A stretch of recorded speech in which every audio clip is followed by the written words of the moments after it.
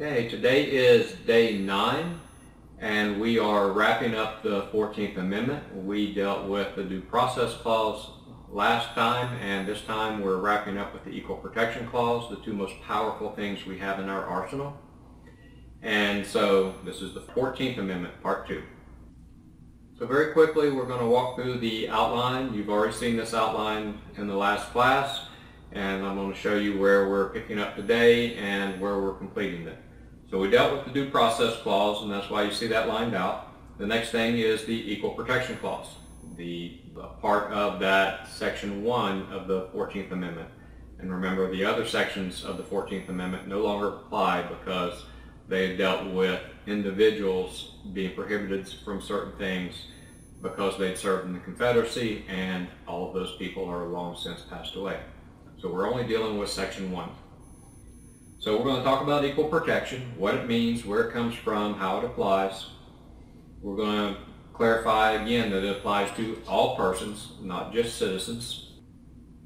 We're going to talk about how equal protection is fundamental to the concept of freedom. It's one of the fundamental principles of how we in the courts ensure freedom. And the concept existed long before the 14th Amendment was ratified.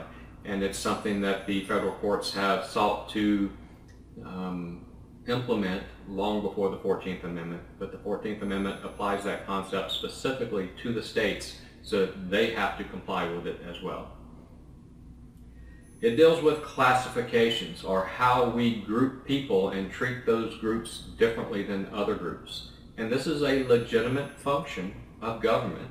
We have to be able to categorize people and provide benefits or curtail certain activities with certain groups. There are criminal groups, there are law-abiding groups, for instance. We have to be able to treat people who are within that criminal group differently than we do people who are within the law-abiding group.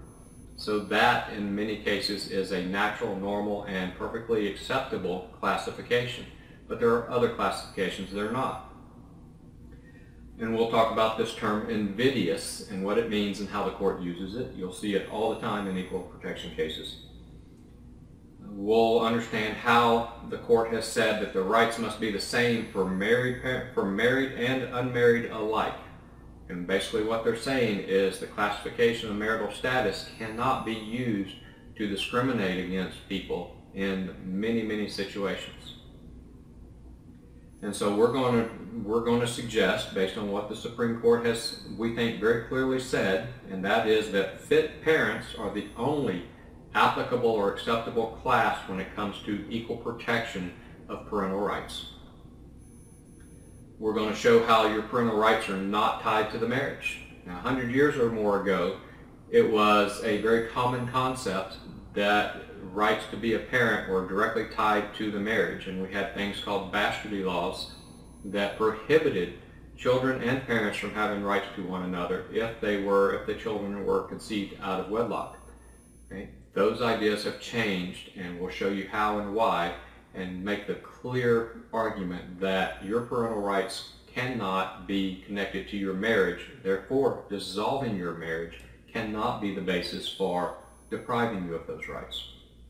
We'll talk about Stanley versus Illinois and some other cases that get into how the courts are required to treat single parents the same as married parents, so they can't discriminate against single parents, and that means your rights are yours individually. Each parent has those rights individually. They don't belong to the marriage.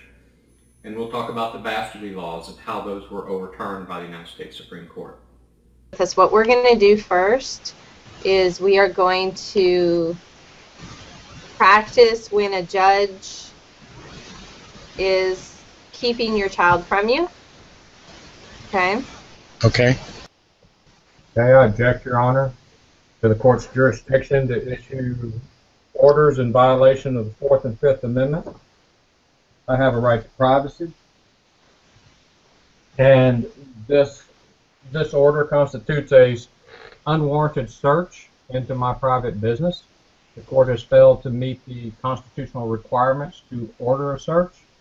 Further, this order constitutes an illegal seizure of my person and forces me to be restrained in a certain place. I object to that. Further, because the court is seeking to punish me with deprivation of a fundamental liberty interest, the court invokes Fifth Amendment criminal protections, and I assert my Fifth Amendment right not to be compelled to testify and not to have that abused against me to deprive me of a fundamental liberty interest in any way.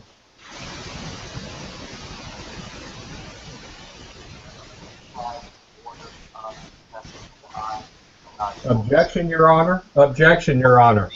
Objection. Asserting that I have something to hide is a violation of my constitutional right. I wish that that be stricken from the record, Your Honor. Your Honor, this is about what's in the best interest of the children. He doesn't want No to objection, comply. Your Honor. This is not about what's in the best interest of the children. It's about who gets to decide what is in the best interest of the children. And we have privacy rights as individuals to be free from government interference into our private lives. We have it as adults. Our children have it. And I assert on my behalf and my child's behalf. Objection, Your Honor. Argumentative and inflammatory. You cannot sit here in violation of the Fifth Amendment and tell me I have a problem for asserting my constitutional rights and my child's At constitutional this point, the rights. judge is going to let the other attorney talk. They're not going to let the parent keep talking. So the judge is going to go to the attorney and say, please proceed with what we're here for today. Okay. We need to get this, on the record that what we're here for today is to have Mr. Palmer go through this psych evaluation so we can start. We're not going to see the trial until this is done. Objection, Your Honor. I would like to file on the record objections served for error on appeal. That this is a violation of my Fourth Amendment rights, my child's Fourth Amendment rights. This constitutes an unwarranted seizure of my child.